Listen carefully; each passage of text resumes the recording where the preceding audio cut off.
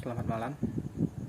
Baiklah, di sini saya akan mempresentasikan materi pajak pertambahan nilai PPN dengan dosen pengampu Dr. Wirmi Eka Putra, SC, MSI, CIKNR, disusun oleh Rio Andrea Sinaga dengan NIM C0D02002 dari D3 Perpajakan Fakultas Ekonomi dan Bisnis Universitas Jambi.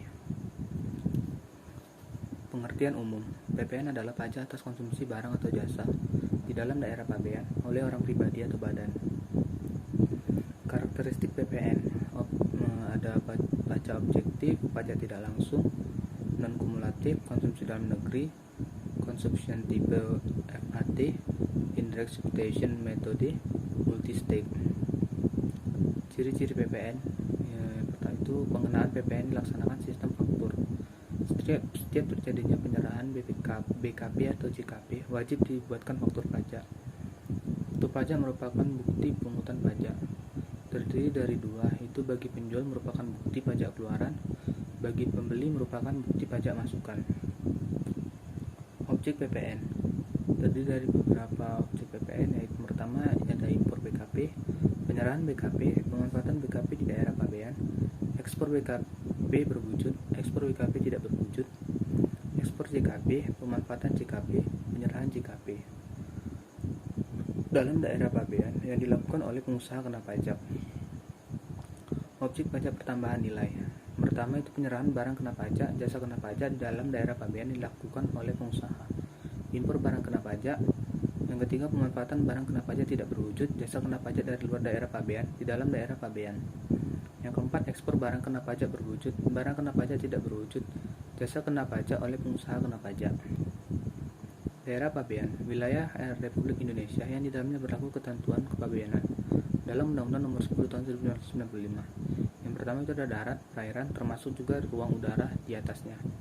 Yang ketiga, tempat tertentu di zona ekonomi eksklusif. Yang keempat, landasan kontinen. Barang adalah terdiri dari dua jenis, yaitu barang berwujud, barang tidak berwujud. Barang berwujud terdiri dari barang bergerak, barang tidak bergerak, landas kontinen. Sedangkan barang tidak berwujud itu memiliki contoh. Yang pertama, hak atas dagang merek barang, hak atas merek dagang, hak paten, hak cipta. Penyerahan barang kena pajak atau BKP. Penyerahan barang kena pajak adalah setiap kegiatan penyerahan barang kena pajak yang dikenakan pajak berdasarkan Undang-Undang PPN. Penyerahan barang kena pajak. Penyerahan hak atas barang kena pajak karena suatu perjanjian, pengalihan BKP karena perjanjian sewa beli dan leasing, pengalihan BKP kepada pedagang perantara atau melalui juru lelang. Yang keempat, pemakaian sendiri atau pemberian cuma-cuma. Contohnya, PTA perusahaan penghasil topi dalam rangka ulang tahun memberikan kepada seluruh karyawannya dan keluarganya topi hasil produksi perusahaan sebanyak 10.000 unit. Harga jual topi 100.000 per unit. Harga pokok produksi 60.000. Kedua, PTC perusahaan penghasil susu formula dalam rangka kegiatan CSR perusahaan memberikan kepada rumah yatim susu formula sebanyak 5.000 pack. Harga jual per pack yaitu 60.000, harga pokok 40.000. Penyerahan barang kena pajak. Yang pertama, barang kena pajak berupa persediaan atau aktiva yang menurut tujuan semula tidak untuk diperjualbelikan yang masih tersisa pada saat pembubaran perusahaan. Yang kedua, penyerahan BKP dari pusat ke cabang atau sebaliknya, dan penyerahan antar cabang. Yang ketiga, penyerahan BKP secara konsinyasi. Yang keempat, penyerahan barang kena pajak oleh pengusaha kena pajak dalam rangka perjanjian pembiayaan yang dilakukan berdasarkan prinsip syariah, yang penyerahannya dianggap langsung dari pengusaha kena pajak kepada pihak yang membutuhkan barang kena pajak.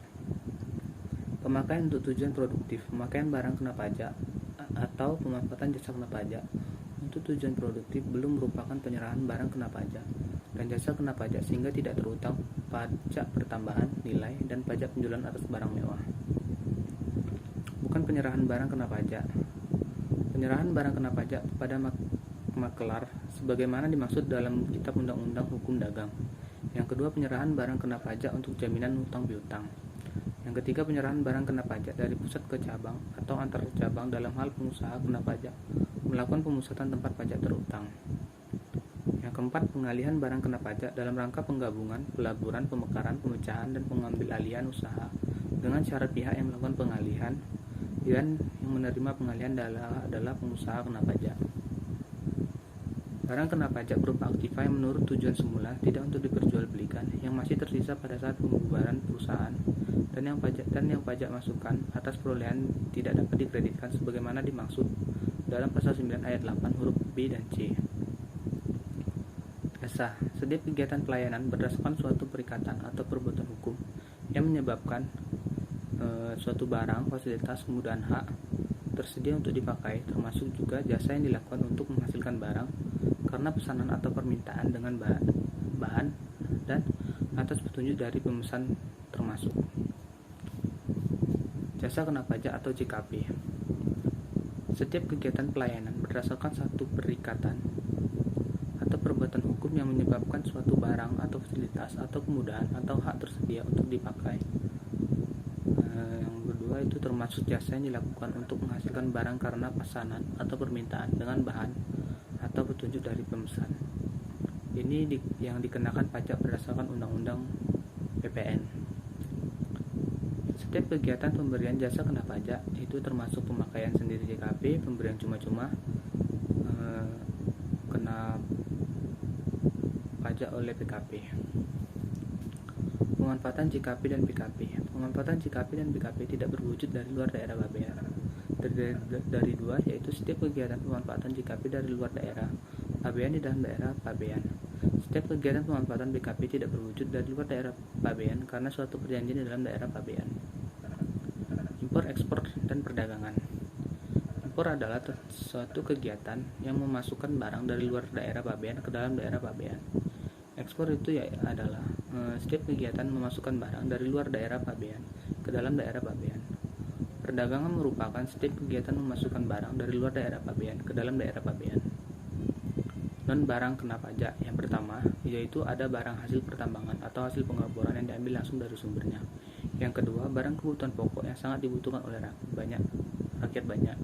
Yang ketiga, makanan dan minuman yang disajikan di hotel, restoran, rumah makan, warung, dan sejenisnya.